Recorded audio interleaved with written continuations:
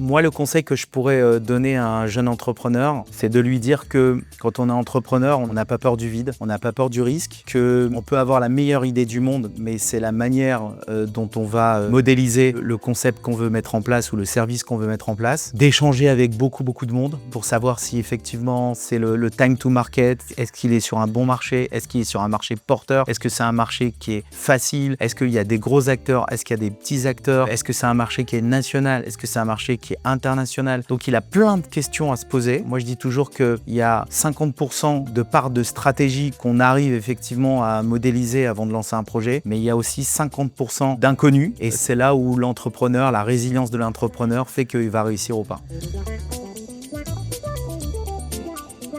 Alors la gestion du stress, c'est un vrai sujet quand on est entrepreneur. Des fois, il m'arrive de pas dormir la nuit parce que je me dis est-ce que j'ai fait le bon choix? Est-ce qu'on aurait dû faire comme ça? Est-ce qu'on n'aurait pas dû prendre telle direction, etc. Donc oui, c'est très difficile de gérer ce stress, mais après, c'est le jeu de l'entrepreneur. Il y a des moments où justement, on va évacuer ce stress. Ça peut être le sport, ça peut être des moments de détente, ça peut être des échanges avec des pairs qui vont te dire mais oui, t'as bien fait de prendre cette décision, au contraire, ne stresse pas. Ou non, t'as pris cette décision, t'aurais pas dû prendre cette décision-là, mais c'est pas grave. Pas dead. Tant qu'on n'est pas dead, on peut se relever.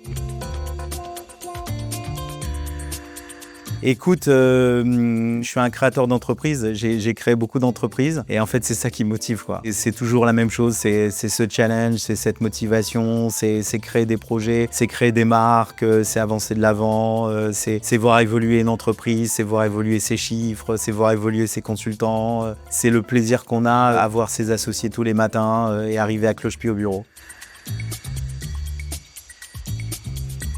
Ah ouais, on est sur un vrai ring de boxe. Hein. Tu prends des coups, des fois presque toute la journée. Mais voilà, il faut savoir se relever. Et encore une fois, les coups, c'est très formateur. Mais l'intelligence d'un entrepreneur, c'est de ne pas reprendre 2 fois le même coup au même endroit.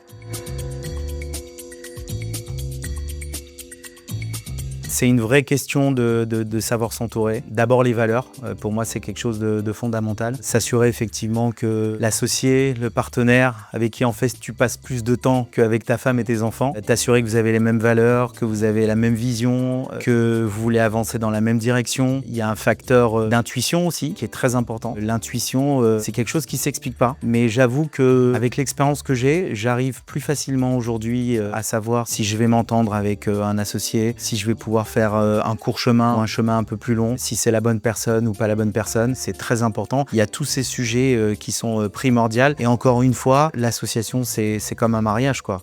Si tu choisis pas le bon partenaire, ça peut pas fonctionner même si les résultats sont au rendez-vous. À un moment, il y aura un clash.